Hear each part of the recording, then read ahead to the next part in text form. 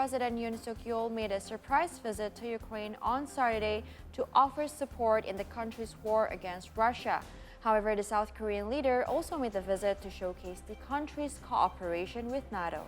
Yoon traveled to Ukraine with First Lady Kim Kyun-hee after attending a NATO summit in Lithuania and Poland. It was his first visit to the war-torn country since Russia invaded almost 17 months ago. And to find out more about President Yoon's visit and what sort of agreements did both countries reach, we're now going to connect with our very own contributor in Seoul, South Korea, Kim Si-young. Good morning, Si-young. What do we know so far about President Yoon's visit to Ukraine so far?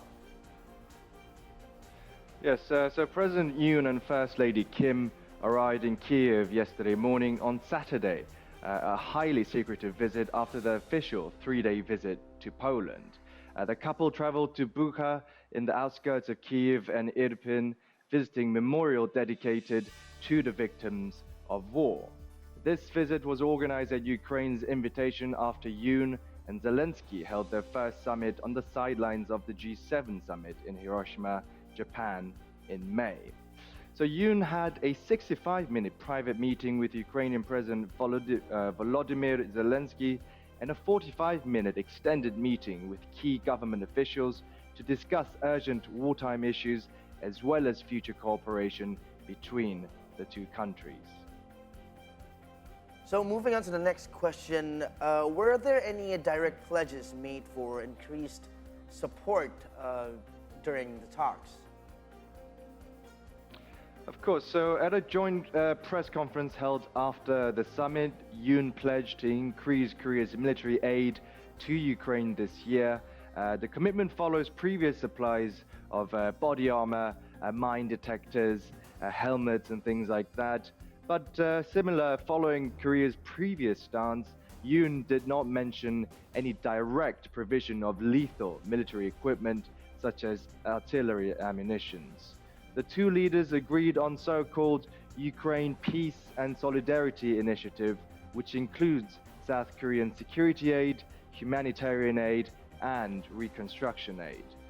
In terms of reconstruction aid, both parties welcomed the preliminary agreement of EDCF, Economic Development Cooperation Fund, made in May this year earlier, a financial aids program set to support the reconstruction of Ukraine. In the field of humanitarian aid, Yoon pledged another $150 million in humanitarian aid this year, following last year's contribution of $100 million, whilst announcing the renewal of financial support in cooperation with the World Bank. Well, in addition to the financial support, are there any specific role in the field that Korea will be playing in the reconstruction of Ukraine? So I guess right now the reconstruction of Ukraine is quite the hot topic, the hot issue in Europe as well. Poland's pushing forward, getting the first step ahead.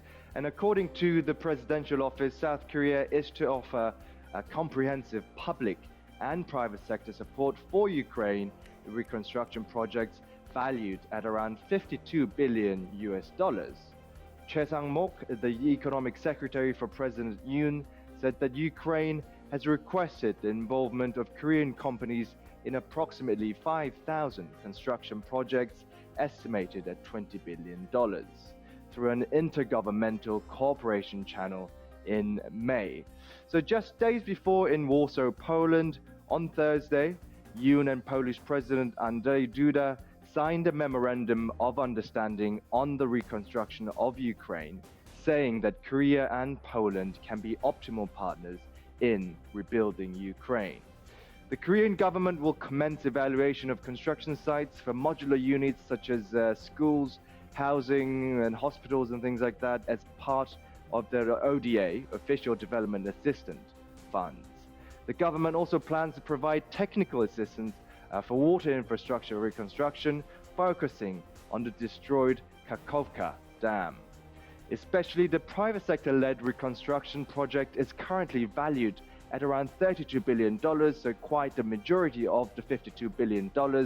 And this project aims to include various sector support, including SMR, what we call small modular reactor for nuclear power plants, airport reconstruction, construction machinery, railway vehicles, also information technology or the IT. So, I mean, as Che mentioned, even though the conflict continues in the Ukrainian region, it seems that the global community, as well as South Korea, is trying to put Ukraine a bit forward in cooperating in their future and reconstructing after the damages of the war.